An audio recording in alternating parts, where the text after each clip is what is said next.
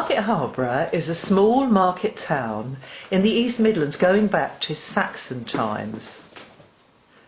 In 1204, King John allowed a market to be held outside the settlements of Arden, Great Bowden and Little Bowden.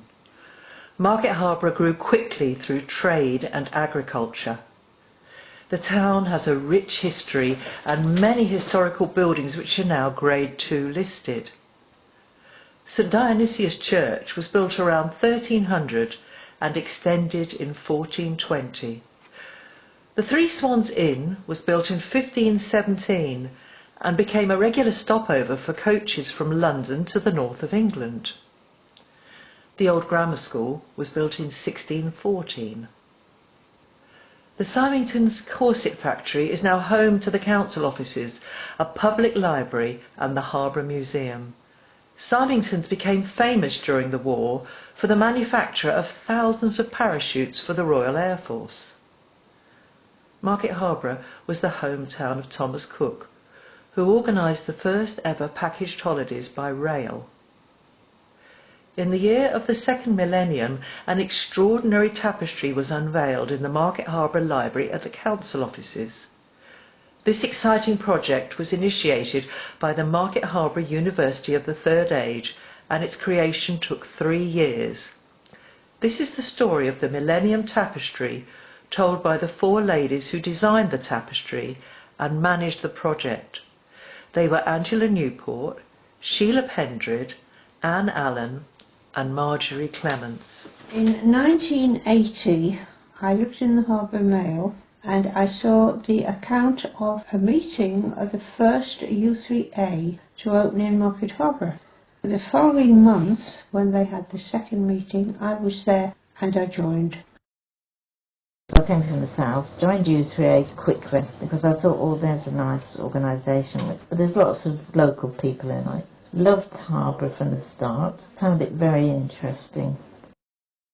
A gentleman called Cyril Pigott joined about 6 months after me. He came from Hampshire, and down there they had done a series of tapestries, not for the millennium, but the county they lived in. He was very keen, what are we going to do, U3A at the time, for the millennium. Now it was about 4 years off then. It gave us plenty of time to think of something. In 1997 there was an air of excitement happening in Market Harborough about the millennium coming and whether there was going to be anything special happening, whether there'd be street parties or our U3A doing anything special. We were asked at general meetings to give suggestions. 2 members came forward with a brilliant idea of a tapestry. They were Anne Allen and Cyril Pigott. It was like a vision that they described. They would like to tell the story of Market Harborough, our great town, in pictures on a tapestry. Well, this was put to the general meeting. It got a good response. There were over 30 members who volunteered to help. Mostly ladies wanting to do the sewing. I'm not a sewer, but I was excited by the whole thing and thought that I might be able to help with something. First of all, we had to have subject matter. John Pendred headed a team of photographers. They went around town taking countless photographs of interesting points of our town. 400 they did, I believe. And then a suggestion box was put at meetings. Everybody was asked to give thoughts, feelings, ideas, anything really to help with this to go forward. Sheila came in with a colourful picture of the carnival. She said it had taken some time. They could do with some more designers. So I willingly volunteered along with Anne Allen and Angela Newport. 4 of us, Sheila and myself and Angela and Anne. There was lots of technical stuff to be discussed. I hadn't quite realised how much background stuff was needed. I wasn't on the technical side.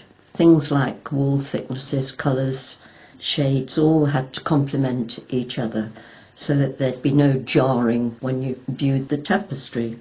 Frames had to be made, of course, for each panel that was done, and lovely gentleman Arthur Jones made lots of these, and the first 10 were delivered in November 97, so the ladies could get properly started. Angela's hubby Frank helped massively.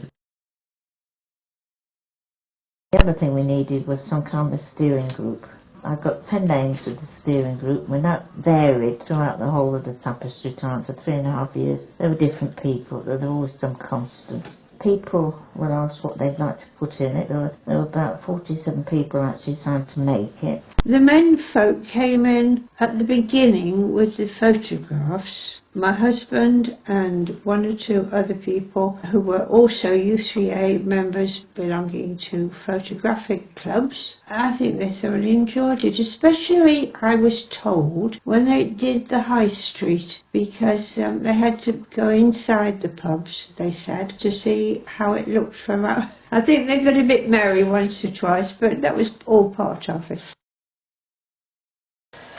The canal came to Harborough in 1809, which meant that Harborough town was then connected to a network of waterways, and of course more goods could come into the town on barges, all drawn by horses in those days. In the top left of the tapestry is the panel of the basin. In the panel is a big timber yard. There used to be lots of wood coming into Harborough in those days, mahogany and oak, even coffin boards, and of course goods of all kinds, coal, wool, textiles, that sort of thing. Well, it was a transport revolution really, which changed the whole of the country, and much of the wealth of Harborough came through the basin in those days. Then suddenly in 1997 there was a huge change. The boat building, which was quite famous, was demolished, along with the timber sheds, all belonging to Treneries, which when I came to Harborough that was quite a popular name. The bottom right of the panel shows an artist's impression of what it would be looking like in a few years' time, and that was modern apartments. The water area had been increased, even mooring posts in the water outside these apartments. Was the Millennium going to bring about a renaissance? Well, it did really, because there was a massive amount of leisure and recreation started to happen, and certainly is happening now. The government seemed to become more interested. They became interested in tradition and the history, and of course urban regeneration was great. So lots of us were worried as to what the basin would be, all the heritage gone, but in fact I think they did it very, very well.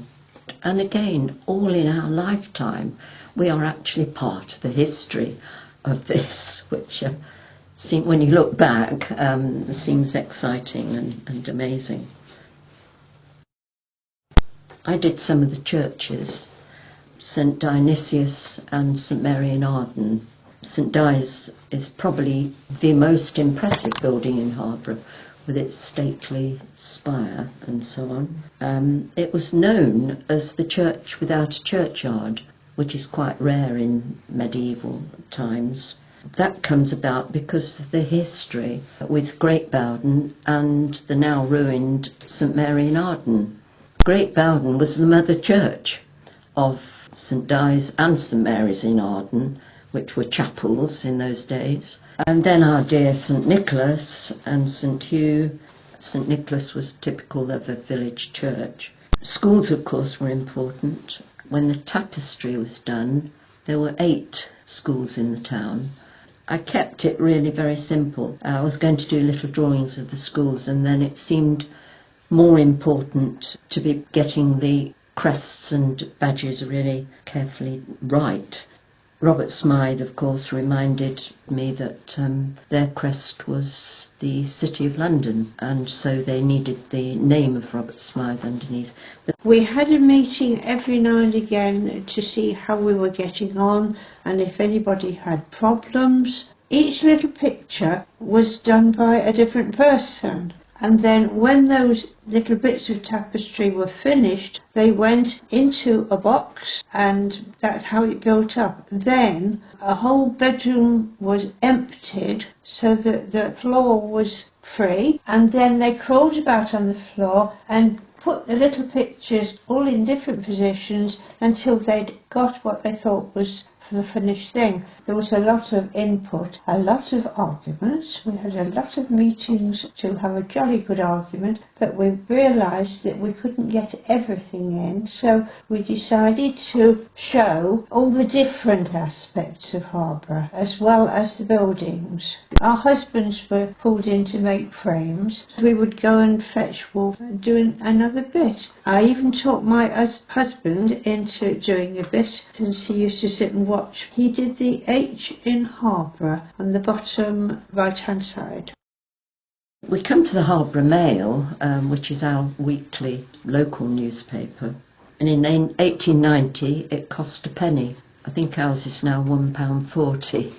Colour was introduced in 1996, and of course dear Harby, the newshound, was born in 1995. The Millenium Mail was produced the year before the Millennium to give people an idea of the sort of things that was going to be happening in the town. The Mail exceeded 12,000 in 2000. And last but not least is our Harborough Band, with good old Mark Stamp behind us as the president. I went along to a couple of the rehearsals. That was good. They told me about the instruments, the 25 brass and 3 percussion. I always thought brass bands had trumpets, but in fact they're cornets, which you might know. After we'd finished with it, it went to the experts to put it together, and it was professionally treated. It went to be framed to a company in Leicester. 2 of our members really have to be congratulated with the whole thing, and that was Anne Allen and Angela Newport, who really carried the whole tapestry through those 3 years, coordinating, encouraging, helping where necessary. This tapestry is an amazing piece of Harborough's history. I was privileged in doing just a small part, a small cog in a big wheel, responsible for 10 of the panels, and on the steering group. It's now housed in the council offices, and we were there as part of the history, and it was great. A copy of the Millenium Tapestry booklet was sent to Buckingham Palace and was read by Queen Elizabeth. Angela and Anne received a letter of appreciation from the Queen's Secretary with an invitation to the annual garden party at Buckingham Palace.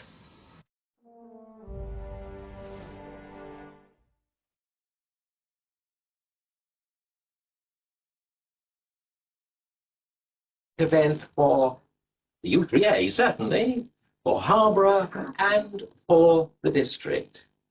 The U3A Millenium Tapestry, and I've lost count of the number of times I have written that over the past 3.5 years, but the U3A Millenium Tapestry is an incredible project, a community project by the members of the U3A. It is an amazing enterprise. Thousands of hours have gone into it. Hours of careful, skillful, loving work. And shortly you'll be able to see the fruits of that work. Of all the people who have been involved, 2 must have special mention. Without, and you all know, without mentioning their names, without them, this would not have been possible. I'm quite certain without these 2 individuals, that would still have books on it, that wall. Anne and Angela have borne the brunt of this. Right?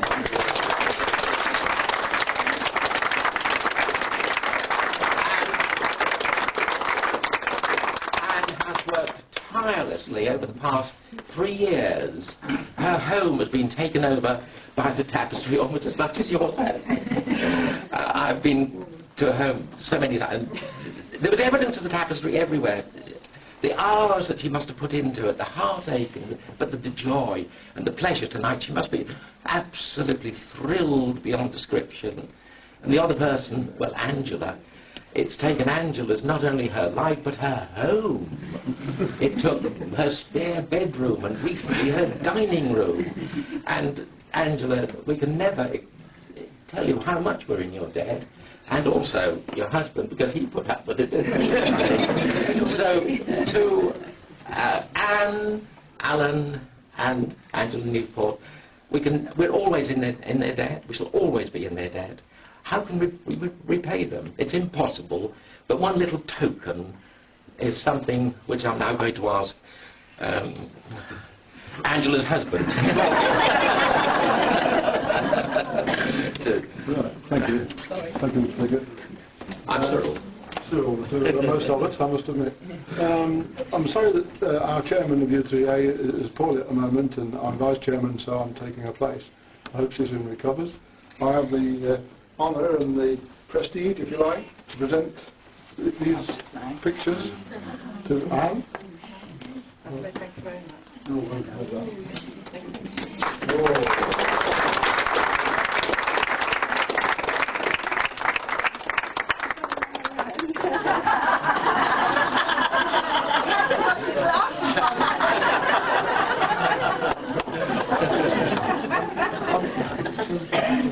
I'm afraid that's typical, not having my glasses on. I get in trouble for that. Which is your wife?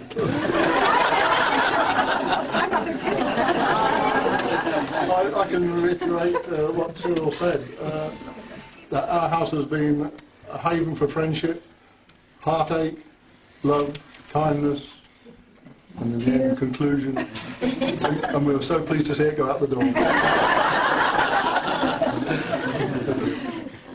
Thank you all very much indeed.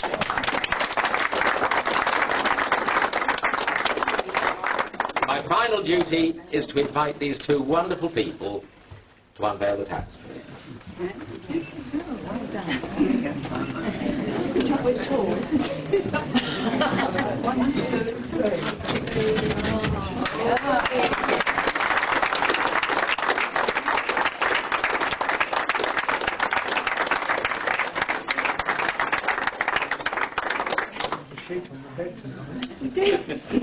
We do have one further little duty, pleasant duty to perform.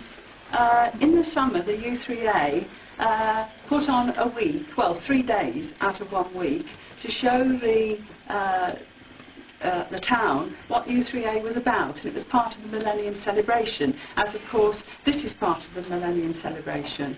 And during that time we worked on the tapestry upstairs with many of our groups as well, taking part both in the old school and underneath, although they were 3 very cold days. But some people braved it, including the lace makers. They sat there in all the cold doing their lace. But the idea was to show the town what U3A meant and what it gives to the town, and illustrate some of our activities. So we thought, well, we can't invite the public to actually put stitches into the tapestry. So we hit on the idea of making some piece of needlework that people could put stitches in, and we came up with the idea of making a Millennium kneeler.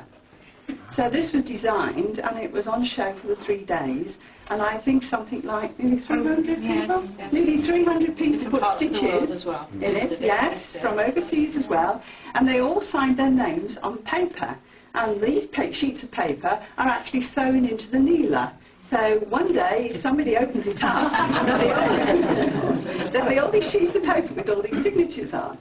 So Anne went and asked Chris Moody if he'd be willing to house the Millennium kneeler for us, and he said he would. So I would now like to show you what the final outcome of it was. We designed it with the flame, because we were all given candles to light on New Year's Eve, and we chose the flame, the light of the world, lighting up the front with the MM for the Millennium, and round it it says U3A Millennium Week July 2000. Wonderful. So we have a permanent record of the U3A Market Harbour and our association with the Millennium celebrations.